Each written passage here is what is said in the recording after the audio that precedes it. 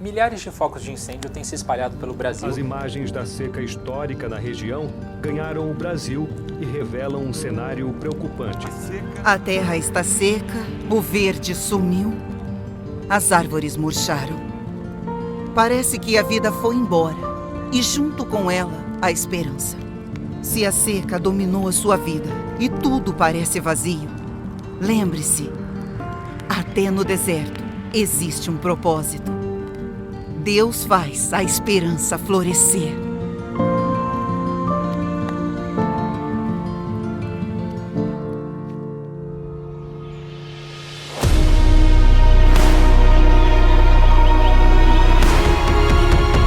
Precisamos de uma chuva que renove, que traga vida de novo.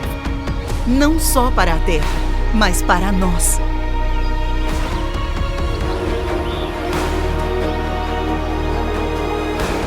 Não espere o momento perfeito. Recomece hoje. Deus nos oferece a oportunidade de voltarmos a viver com esperança.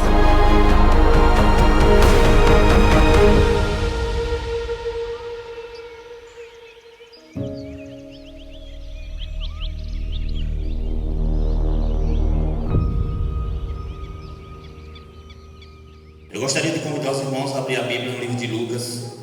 É um texto bastante conhecido, mas eu tenho certeza que enquanto a gente vai ler, o Espírito Santo vai colocar coisas novas na nossa mente, no nosso coração. Amém? Lucas capítulo 15.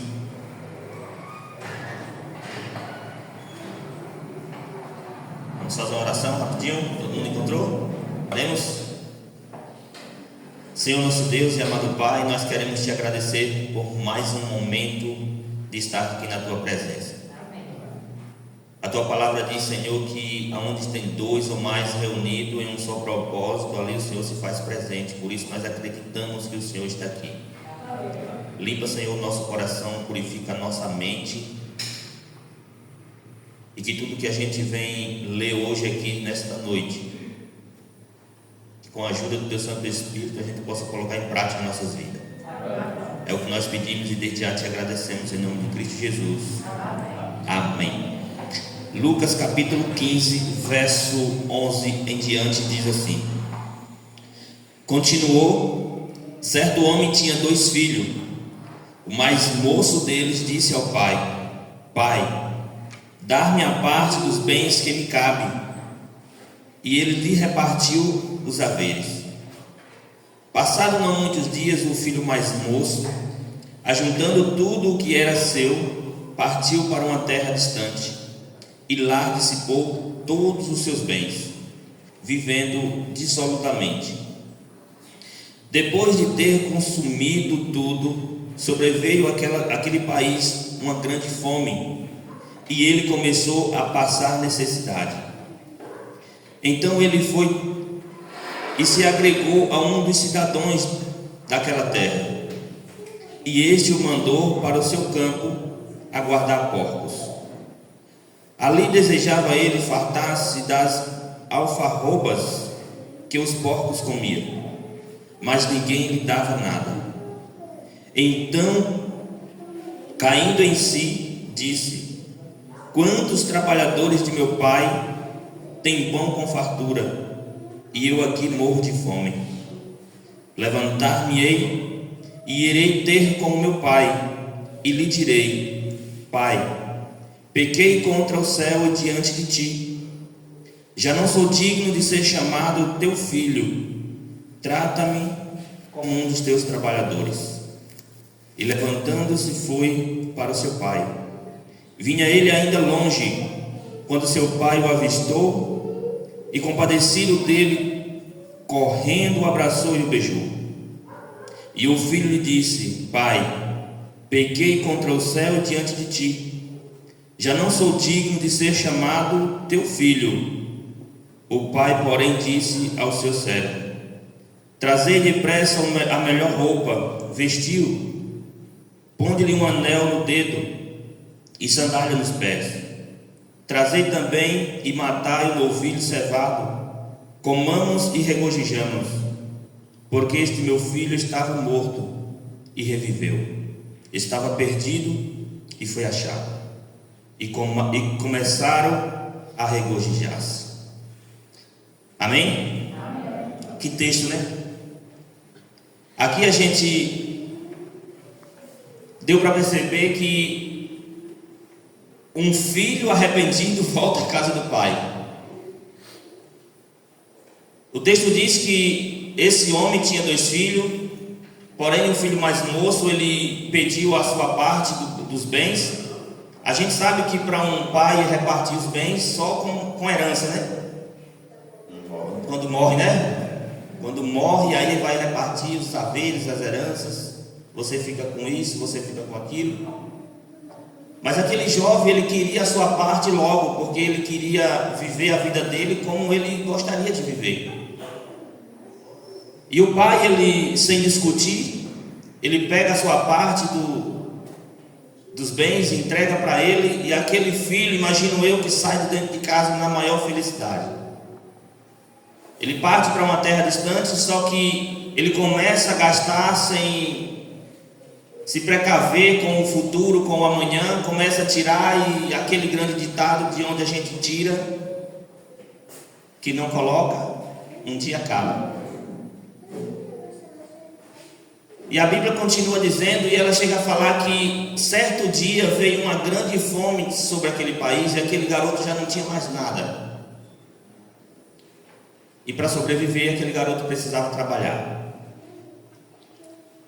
E ele foi à procura de emprego, ele foi à procura de trabalho, e ele chega em um cidadão, e ele pede emprego, pede trabalho para poder sobreviver.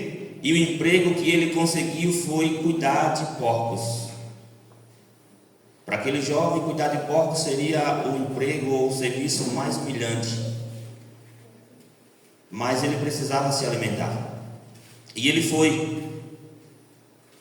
Quando ele chega lá, ele vê os animais se alimentando e ele sente vontade de se alimentar com os alimentos dos porcos. As pessoas vê aquilo ali, vê a necessidade do jovem, vê o que o jovem está passando, mas o jovem diz que ninguém dava nada para ele. Mas ele se lembra que já que ele tem que trabalhar, então o melhor lugar que ele poderia ir era na casa do pai. O pai também tinha roça, tinha trabalho, tinha trabalhadores. E ele se lembrou que os trabalhadores da casa do pai dele, à vista os trabalhadores que estavam passando ou vivendo naquele país, estavam vivendo uma vida de príncipe. E ele disse assim: o meu pai também tem trabalhadores, eles passam bem, eles comem bem. Eu fico tentando imaginar que na grande festa, quando aquele homem fazia, talvez final de ano, eu fico imaginando que todos os trabalhadores também eram convidados para participar daquela festa.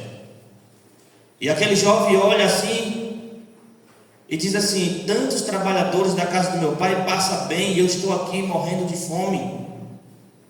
Eu vou até meu pai e eu vou pedir um emprego a ele, porque eu sei que lá eu vou ser bem tratado, eu vou comer bem, eu vou ter um lugar para descansar. E ele vai. Quando ele chega lá, antes de chegar em casa, a Bíblia diz que o pai já o vê, já corre, já o abraça, não importa de que jeito aquele garoto estava, mas o pai corre, abraça, dá um cheiro. E aquele menino diz assim: não, pai, eu sei o que eu fiz, eu sei que eu não tenho mais parte em nada. A minha parte o Senhor já me deu, eu sei disso, eu não vim aqui para discutir isso, eu só queria um emprego, porque agora eu preciso trabalhar. Eu não sou digno mais de ser chamado teu filho. E aí o pai coloca ali que nem diz um homem sábio, né? Coloca um canudo de mamão no ouvido, e tudo aquilo que o menino diz entra por um canto, sai por outro.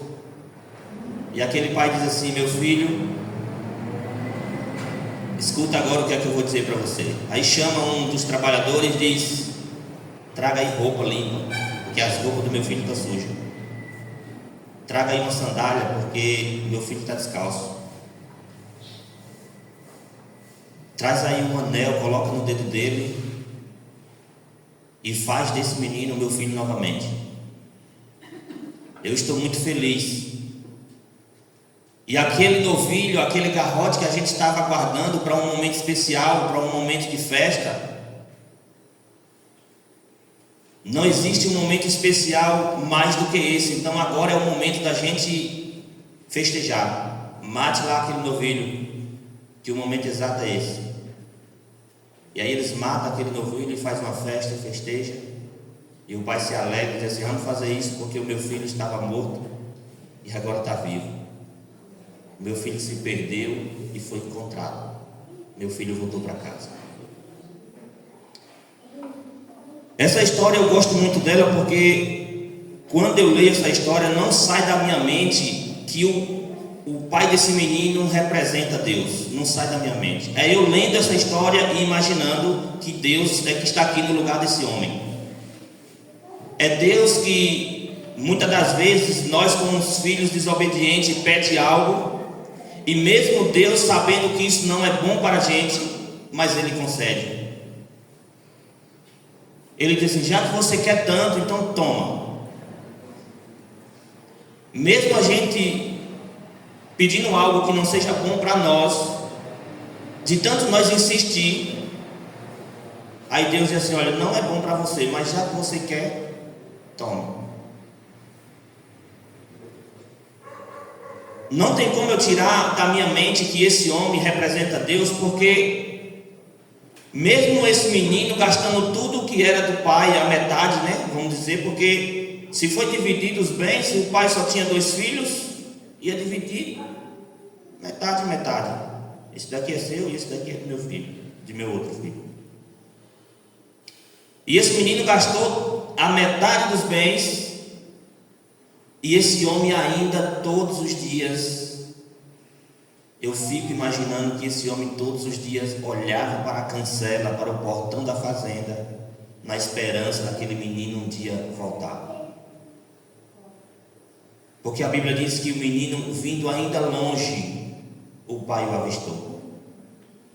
Não esperou o menino entrar na fazenda, não esperou o menino chegar perto de casa, não esperou o menino se aproximar, o pai foi correndo e abraçou.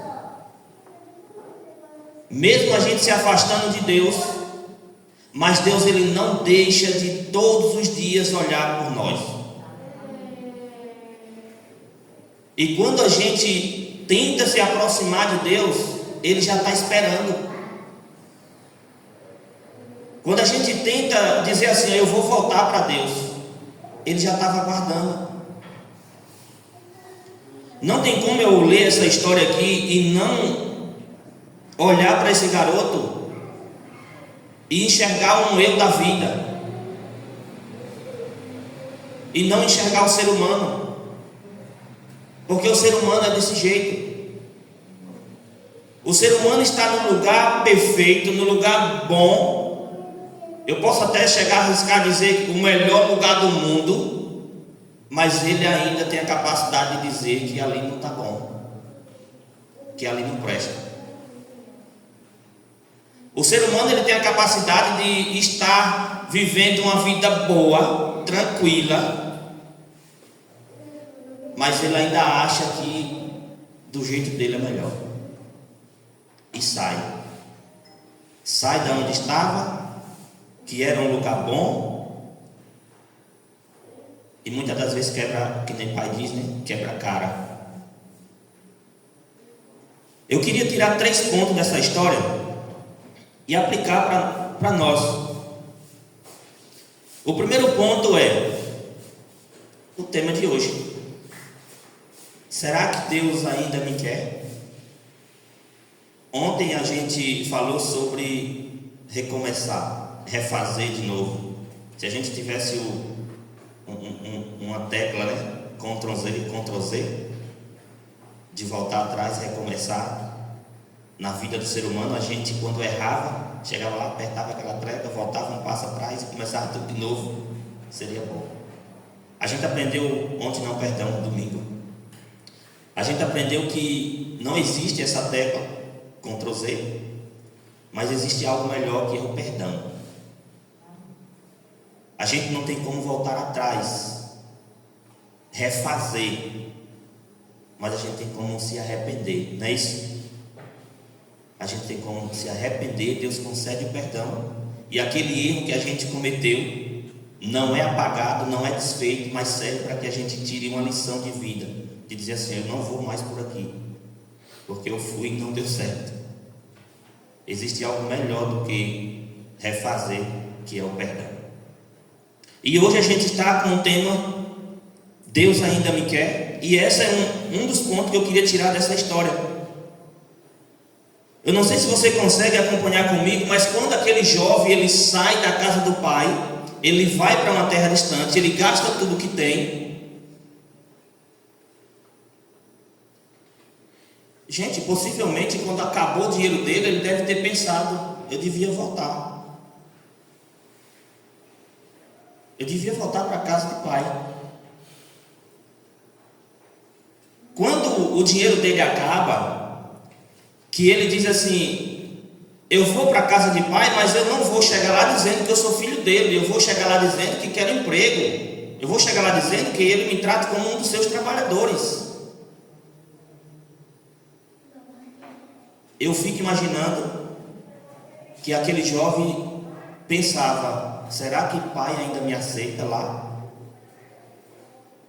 Eu não vou chegar dizendo que eu sou filho dele. Pai, me perdoe. Pai, eu quero voltar para casa. Pai, perdoe seu filho. Eu não vou chegar lá dizendo: eu vou dizer: pai, eu preciso trabalhar, e já que o senhor tem trabalho, me arruma aí trabalho. Porque na mente daquele garoto estava assim: será que pai ainda me aceita em casa? Eu vou chegar lá e vou dizer: pai, eu pequei contra o Senhor, eu pequei contra o céu, eu não sou digno de nada, mas me aceita como um dos seus trabalhadores. Na mente daquele garoto pensava: será que pai ainda me aceita em casa? E muitas das vezes a gente sai da igreja, a gente sai de Cristo e sente aquele desejo de voltar para casa, de voltar para a igreja, de voltar para Cristo, mas a pergunta é a mesma: será que eu ainda sou aceito? Será que eles ainda me querem? Será que Deus ainda me aceita? Será que Deus ainda me quer? Eu queria que os irmãos lessem aí um livro de Romanos. Romanos capítulo 5, verso 8. Diz assim: mas Deus prova o seu próprio amor para conosco, pelo fato de ter Cristo morrido por nós, sendo nós ainda o quê? Pecadores. Deus, ele não espera que a gente pare de pecar para poder nos amar. Deus, ele não espera que a gente seja obediente para poder nos amar. Esse texto diz que Deus, ele nos ama mesmo ainda nós sendo o quê? Pecador. Então não fica pensando que você está afastado de Cristo, que você se afastou de Deus e agora Deus não lhe aceita. Não, ele lhe aceita sim. 1000 vezes ele aceita você. Aquele jovem, ele acreditava que que o pai dele poderia não aceitar ele em casa. Será que o pai ainda me quer? Mas quando ele chegou em casa, a resposta foi: eu te quero, meu filho, eu te quero, venha para cá. E essa é a resposta de Deus para nós todos os dias. Mesmo quando nós se sentimos indignos, Deus nos responde com amor. E a resposta mais excelente que Ele nos dá é Jesus morrendo na cruz do Calvário. Mesmo nós não merecendo, e a resposta dele para nós é dizendo assim: filho, eu te amo. Ele olha para o nosso maior erro, para o momento que a gente está praticando o maior erro da nossa vida, e ele diz para nós: eu amo você. Mesmo quando você desiste de Deus, Deus, ele não desiste de você. Foi isso que aconteceu com aquele jovem. Mesmo aquele jovem saindo de casa dizendo assim: eu não quero mais nada, eu não quero fazer mais parte de vocês, eu quero ver minha vida particular, eu não quero mais fazer parte dessa família, eu quero sair de casa. Mesmo esse jovem dizendo assim: para mim chega. Mas vocês percebem que o pai, ele nunca desistiu daquele jovem. Mesmo você dizendo assim: eu não quero mais nada com a igreja, eu não quero mais nada com Deus, eu não quero mais participar disso, eu quero dizer para você: você pode até desistir de Deus, mas Deus nunca vai desistir de você. O outro ponto que eu queria destacar dessa história é: existe um momento que a vergonha fala mais alto. Eu não sei se você prestou atenção na história, mas aquele jovem, quando ele se afasta da casa do seu pai, quando ele vai para essa terra distante, quando o dinheiro dele acaba, ele poderia exatamente fazer o quê? Eu vou para casa. Mas a vergonha de chegar lá e dizer assim: olha, eu pensei que ia dar certo, mas não deu. Se você continuar lendo essa história, você vai perceber que o irmão mais velho dele, quando chega, que vê aquela festa, pergunta: o que está acontecendo? O que é isso aí? Imagina aquele trabalhador dizendo: olha, seu irmão voltou. Na mente daquele rapaz é o que? Deve ter voltado rico. Saiu com uma parte dele, deve ter rendido esse dinheiro, deve ter chegado aqui rico. Mas quando ele sabe do real motivo, aí ele fica indignado. Como assim? Meu irmão gastou a metade dos nossos bens e meu pai ainda faz uma festa. Se você parar para analisar, quando esse menino ele perde tudo, ele prefere continuar do jeito que ele está, ele prefere continuar longe da família, porque a vergonha de voltar para casa falou mais alto. Assim que acabou o dinheiro, ele poderia ter chegado assim dizendo: pai, eu vou embora, aqui não dá para mim, eu pensei que era uma coisa, deu outra, eu vou para casa. Mas a vergonha de chegar lá sem nada, quebrado, sem roupa, descalço, a vergonha falou mais alto. Será que muitas das vezes não acontece isso conosco? Será que muitas das vezes não acontece assim, de a gente se afastar e sentir o desejo de voltar para casa e dizer assim: não, para mim não dá, eu já fui longe demais. Eu chegar lá no meio dos irmãos, eu vou falar o quê? Eu vou fazer o quê? Com que cara eu me apresento? Com tanta coisa que eu já fiz e voltar para lá? Aí a vergonha fala mais alto e não permite que essas pessoas voltem para Cristo. Eu sei que recomeçar dói. Quando a pessoa vai recomeçar algo, é porque aquilo que ela vinha fazendo não deu certo, não é verdade? Então ela para um pouco, volta e recomeça tudo de novo. Aí você recomeçar algo, passar novamente pela frente das pessoas que lhe conhecem, tendo um recomeço, aquilo ali é um quebrar de orgulho, aquilo ali é enfrentar a vergonha, e isso pesa. Quando a pessoa diz assim: eu vou recomeçar de novo a caminhada com Cristo, eu olho para essa pessoa e digo assim: esse homem, essa mulher é um homem ou mulher de coragem, porque recomeçar dói.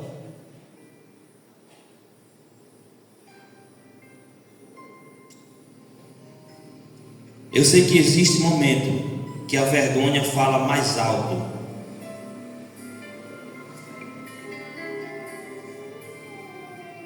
O outro ponto que eu queria trazer para hoje, para a gente finalizar: quando o pecado entra, a vergonha tenta nos esconder de Deus. Isso não começa com a gente, isso já vem desde Adão. Quando Adão pecou, a vergonha, o medo, o fez ele se esconder de Deus. Agora eu queria dizer para você que não importa o que você tenha feito, não importa o que você faz, não importa a qual profundidade você chegou, não importa qual altura você foi, Deus vai estar lá te esperando. Não importa. Não importa o que você faça ou deixou de fazer, porque Cristo, Ele ama você incondicionalmente. Talvez você esteja pensando: João, mas eu fiz tanta coisa de errado. Eu pequei, prometi a Deus que ia deixar de pecar, pequei de novo. Eu acho que Deus já não me ouve mais, eu acho que Deus já não me quer mais. Eu acho que Deus já não me ama mais. Eu queria dizer para você que não importa o que você faça, nada do que você faça vai fazer com que Deus deixe de amar você. Porque Ele decidiu nos amar, mesmo nós ainda sendo pecadores.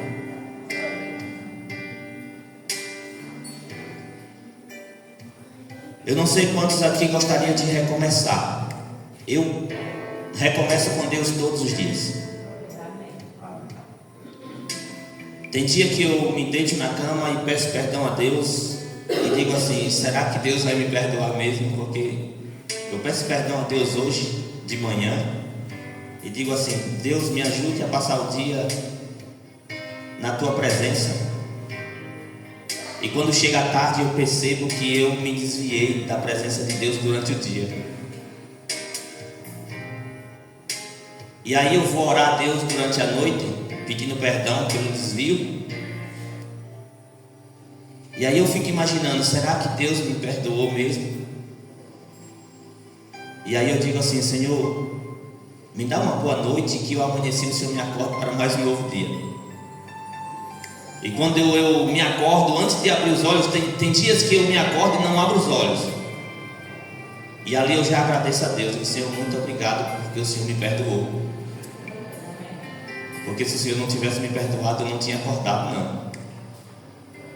E aí eu me lembro que a misericórdia de Deus se renova toda manhã.